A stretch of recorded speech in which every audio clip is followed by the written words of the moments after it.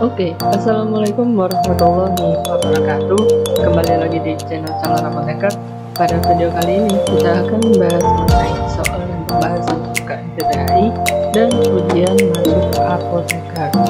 Untuk video kali ini kita akan membahas mengenai materi gastroenterologi, dimana lanjutan dari video yang kemarin. Tapi sekarang di part 2 ini kita masih membahas mengenai mual muntah, kemudian konstipasi, diare, dan permasalahan pada lambung kayak titis, luka, dan juga enggak.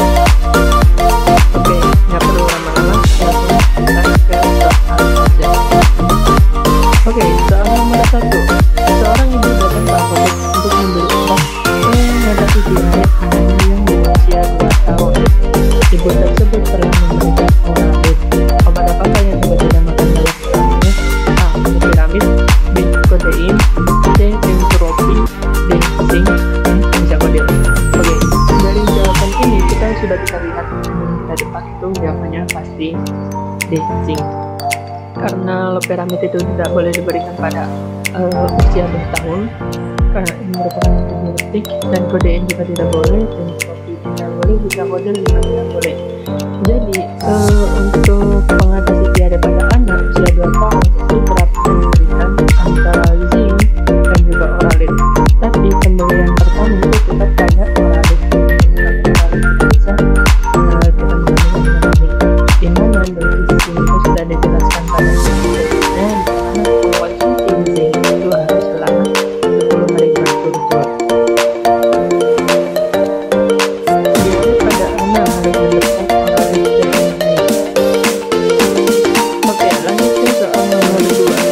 Anemia saat ini adalah kombinasi antara aluminium oksida dan magnesium oksida. Bagaimana kombinasi yang dilakukan? A. Mengurangi ketensi, B. Mengurangi efek samping, C. Mengurangi dosis obat, D. Mencegah terjadinya penyerapan aluminium, atau E. Menjaga hipermagnesia. Oke, jadi aluminium dioksida dan magnesium oksida itu menjadi dimana aluminium itu kalau nggak salah menyebabkan diare, dan hidroksida itu menyebabkan konstipasi. Nah, ketika dua obat ini dimasukkan atau dikombinasikan, yaitu saling mengurangi efek samping. Jadi namanya B. Oh maaf, salah. Aluminium yang menyebabkan konstipasi, sementara yang magnesium itu menyebabkan diare. Lah, kombinasi keduanya itu saling menyebabkan efek samping, di mana mekanisme dari antasid itu dapat mengurangi peptin. Ya nggak sih, mengurangi peptin pada lambung. Ya, menginhibisi peptin. Yang mana ini ada aluminium yang akan berkaitan dengan ALCL, dan dimana ALCL juga ini dapat itu apa namanya? Inhibisi menghambat peptin. Ini dapat menyebabkan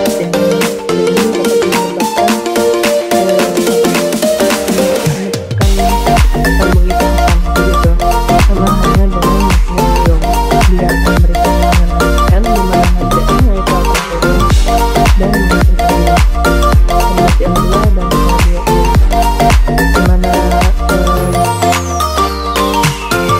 kedua obat ini itu dapat menginhibisi peptin pada lambung, sehingga dapat menaikkan pH pada lambung, kayak gitu. Lanjut ke soal nomor 3. Laki-laki 20 tahun datang ke apotek dengan kondisi mual dan muntah dan membawa resep berisi ondansetron. Apakah mekanisme kerja dari ondansetron? A. Antagonis reseptor 5-HT3, B. Antagonis reseptor dopamin kerja sentral, C. Antagonis reseptor H1 histamin, D. Antagonis reseptor muskarinik, atau E. Antagonis reseptor dopamin. Oke, jadi di sini yang ditanyakan yaitu tentang mekanisme kerja dari ondansetron. Lah, di mana ondansetron itu memiliki mekanisme kerja itu antagonis reseptor 5-HT3 kayak gitu. Dimana HT3 ini benar ondansetron memiliki aktivitas menghambat ikatan serotonin di saluran kepala. Jadi gini, berkaitan dengan itu akan meningkatkan aktivitas prostat sinar. Lah gimana aktivitas prostat sinar itu dia akan diberikan ke sistem pusat mual mentah atau pusat mual mentah di dalam otak di bagian belakang. Nah, dimana kalau udah berkaitan dia akan memberikan prostat sinar itu ke dalam otak, ke sistem pusat mual mentah. Dan kemudian itu akan respon tubuh itu memberikan respon mual dan muntah dan itu. Lah apabila ikatan serotonin yang diangkat, ya tidak terjadi mual muntah begitu. Oke, lanjut ke soal nomor 4. Seorang pasien penderita gastritis mendapatkan terapi ranitidin. Bagaimana mekanisme obat kerja tersebut? A. Menghambat pengeluaran asam lambung dengan mengagonis reseptor histamin H2. B. Menghambat pengeluaran asam lambung dengan menghambat kanal H+ dan H+. C. Menyerupai aktivitas stagflasi. D. Menetralkan asam lambung. D. Menghambat reseptor muscarinic. Oke, jadi mekanisme kerja ranitidin itu yaitu dengan menghambat pengeluaran asam lambung dengan mengagonis reseptor histamin H2. Kalau dari sini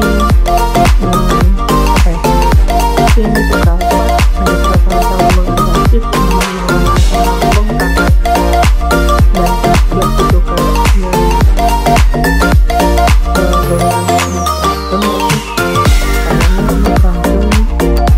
kalau menggunakan reseptor muscarinic. Jadi jawabannya reseptor histamin H2. Ranitidin memiliki kerja menghambat reseptor histamin H2 sehingga menghambat aktivitas sel parietal. Jadi jawabannya A. Lanjut ke soal nomor 5. Bagaimana mekanisme kerja dari domperidon dalam mencegah mual muntah? A. Mengagonis reseptor dopamin di saluran cerna. B. Mengagonis reseptor serotonin di saluran cerna. C. Mengagonis efek neurokinin. D. Mengagonis reseptor H3 atau E. Mengagonis TNF alpha. Oke, jadi untuk domperidon itu memiliki aktivitas itu mengagonis reseptor dopamin. Jadi jawabannya A.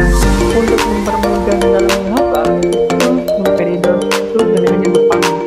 Tempat-tempatnya sama D itu dom, E dopa itu sama-sama mirip. Jadi domperidon itu menggunakan dopamin untuk menghafal. Jadi itu sama-sama depannya D, jadi dopamin begitu.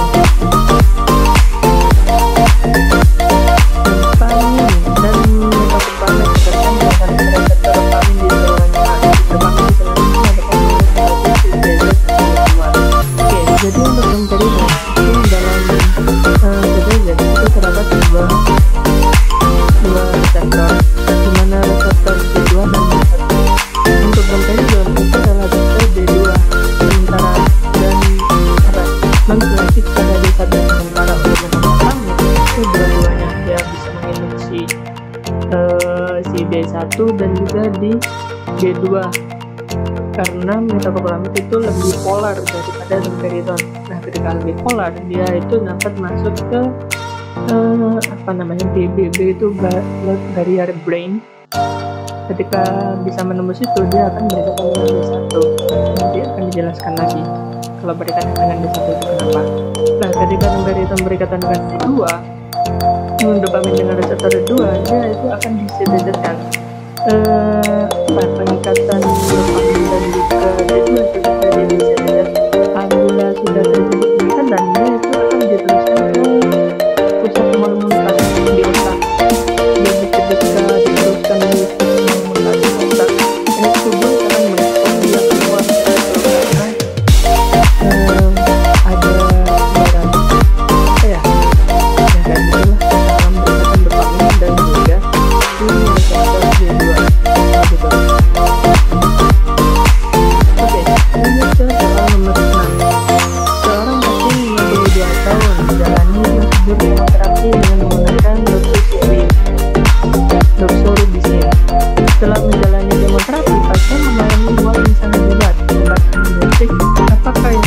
kondisi pasien tersebut? A. Palimetotron, B. Ranitidin, C. Metoclopramide, D. Pemberidone, atau E. Noscapine. Jadi di sini ada seorang pasien itu sedang mengalami kemo. Lah, efek samping kemonya yaitu mengalami mual dan muntah.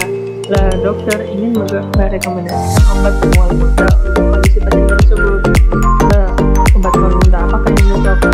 Jadi ketika ada pasien dengan kemoterapi, obat yang dapat diberikan itu ada golongan dari reseptor 5-HT3 atau amiodarone kayak ketosetron, palasetron, omolasetron gitu. Jadi jawabannya golongan antagonis reseptor 5-HT3. Tata laksana mual muntah untuk pasien terapi antara lain yaitu kortikosteroid, dexamethasone, dan juga antagonis reseptor 5-HT3 yaitu amitriptyline, danitotron, tropisetron, palasetron, dan palametotron, dan juga antagonis.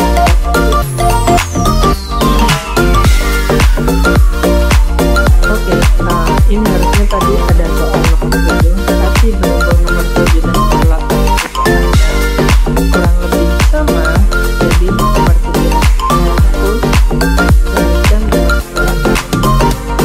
seorang pasien mengalami mual dan muntah, kemudian diberikan obat antimetik. Selang berapa lama pengobatannya mengalami gangguan pada motoriknya yang menyebabkan adanya kekakuan pada gerakan, rigid, serta tremor khas gejala Parkinson.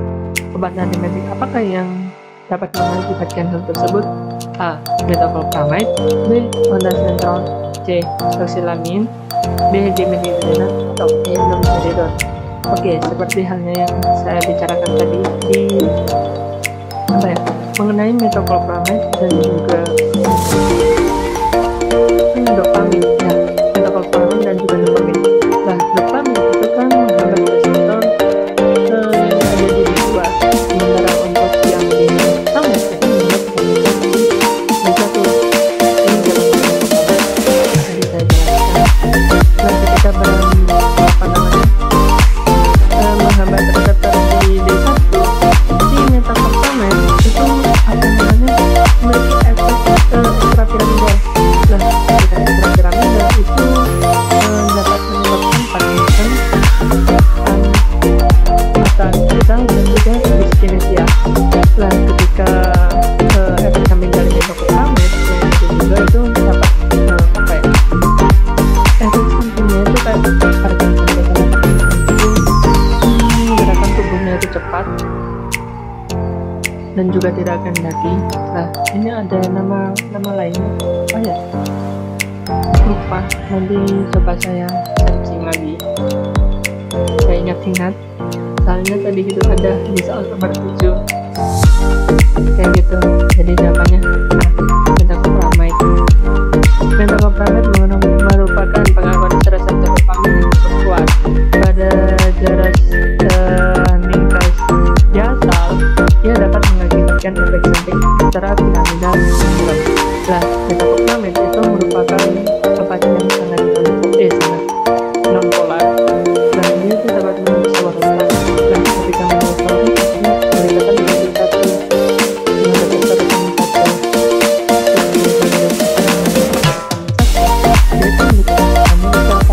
ekstrapiramidal sindrom.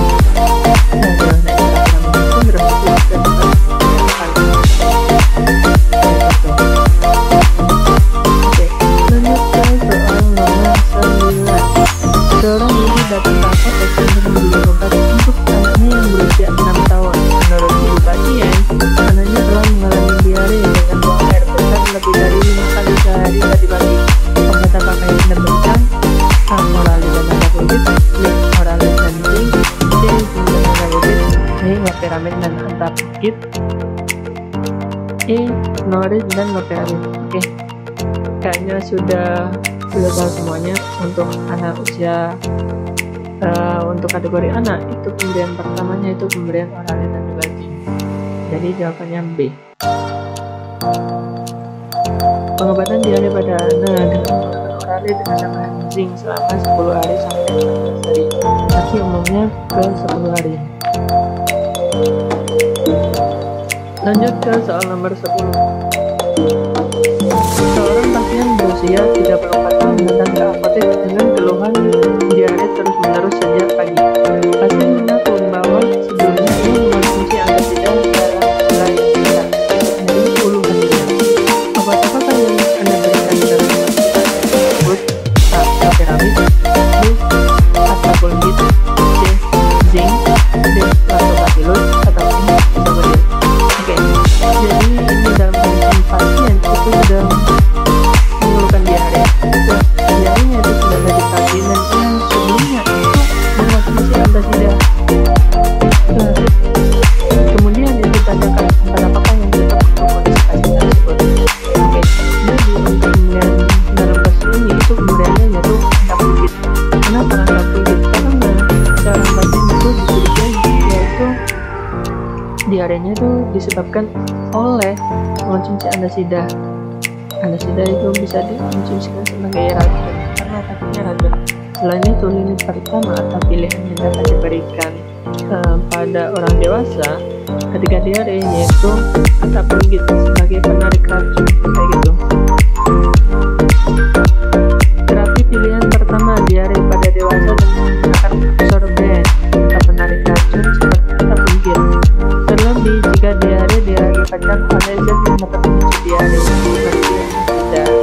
Antasida juga memiliki efek samping yaitu dapat menyebabkan diare